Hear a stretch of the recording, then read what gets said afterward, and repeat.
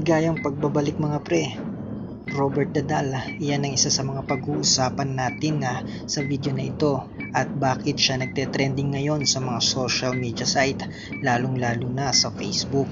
Bakit dapat natin siyang katakutan at bakit dapat nating mag-sorry sa tuwing nakikita natin ang manikang ito.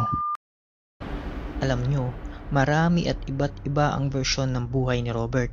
Pero sa video na ito, ang isa at pinakasikat na version ang ating ibabahagi. Magsisimula tayo nung unang panahon, early 1900s. Sinasabing may bata noon na pangalan ay Robert Eugene Odor.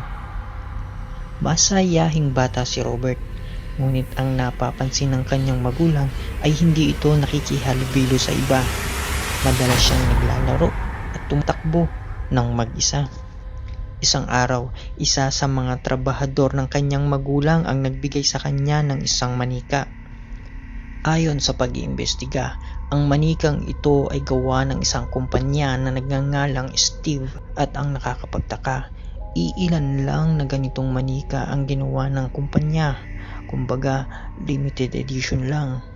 At nang matanggap ng batang si Eugene ang kanyang regalong manika, ay sobrang saya ang makikita sa kanyang muka. Sa unang araw pa lang ay magkasama na ang dalawa, na tipong kahit saan magpunta si Eugene ay lagi niyang bitbit ang kanyang manika. At isang araw, tinanong ng kanyang mga magulang si Eugene kung meron ba siyang gustong ipangalan sa kanyang manika. At ang mabilis na sagot ni Eugene ay Robert. Tama ka kapatid, ang manika at ang may-ari nito ay parehas ang pangalan. Nang mapunta si Robert kay Eugene ay nakatagpo ito ng isang bagong kaibigan. Hindi mo mapaghihiwalay ang dalawa. Lagi niya tong kasama sa kanyang pagtulog at lagi niyang kausap. Hindi naman nagtaka ang kanyang mga magulang sa ikinikilos ni Eugene. Well, dahil nga sa bata pa ito at malawak ang kanyang imahinasyon. Ngunit sa pagsasawalang bahala ng kanyang mga magulang sa ikinikilos ni Eugene, ito pala ang magsisilbing hudyat ng panganib sa kanilang pamilya. At sa pagdaan ng mga araw ay unting-unting nagbabago ang pag-uugali ni Eugene. Madalas siyang nakikita sa kusina at naghahalungkat ng mga bagay tulad na lang ng isang kutsilyong nakita sa kanya.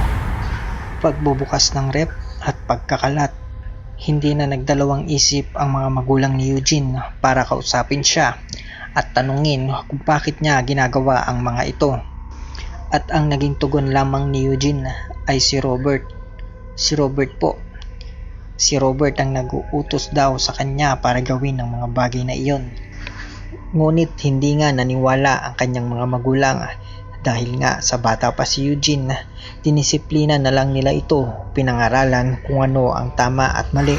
Pinakinggan naman ni Eugene ang payo ng kanyang mga magulang at unti-unti nang bumabalik sa normal ang lahat. Ngunit isang gabi, nakarinig ng isang malakas na kalabog ang kanyang mga magulang sa ikalawang palapag ng kanilang bahay. Mabilis na kumaripas ng takbo ang ina ni Eugene patungo sa kanyang kwarto.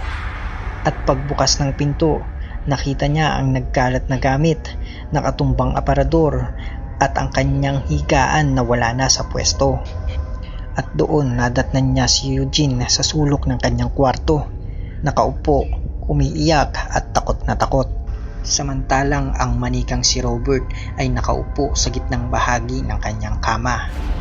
At nang tanungin ng kanyang ina si Eugene kung anong nangyari sa loob ng kwarto, ang tanging naging tugon lamang ni Eugene ay si Robert.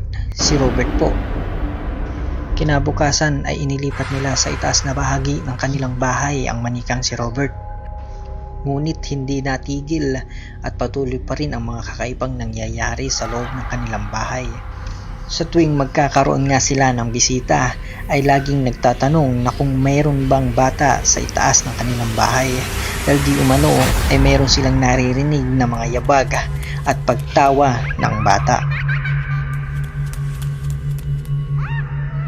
At makailang beses din na nabanggit ni Eugene sa kanyang mga magulang na ilang beses niyang nakikita sa iba't ibang bahagi ng kanilang bahay ang kanyang manikang si Robert.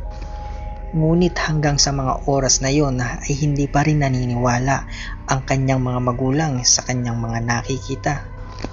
Sa paglipas nga ng panahon ay kinailangan lumipat ng lugar ni Eugene para ipagpatuloy ang kanyang pag-aaral.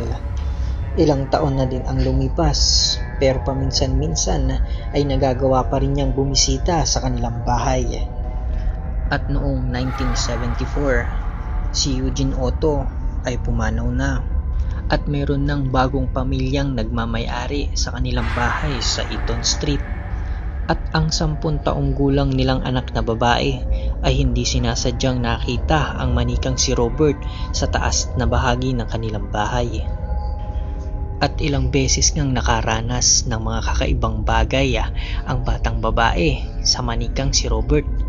Ilang beses nga siyang nagigising sa kalagitnaan ng gabi, sumisigaw, takot na takot, at nabanggit niya sa kanyang mga magulang na nakikita niya si Robert sa kanyang kwarto. Marami ang naniniwala na ang mga kakaibang nangyayari sa manikang si Robert ay nanggaling mismo sa taong nagbigay nito kay Eugene Otto. At iyon nga ang trabahador ng mga magulang ni Eugene.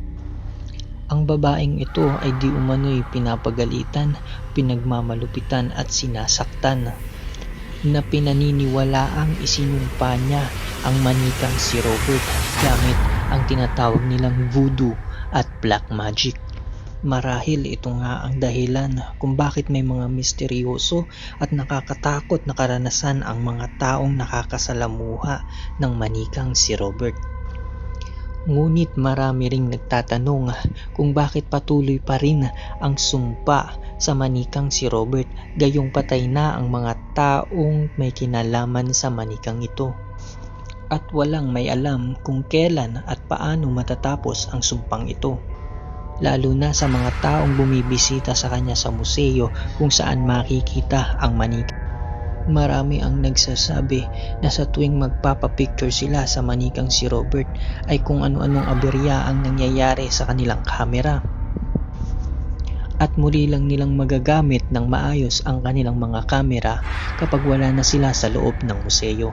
At kung magugustuhan mo ang video na ito, pakipindot lamang ang subscribe button and notification bell para updated ka sa mga gagawin ko pang videos.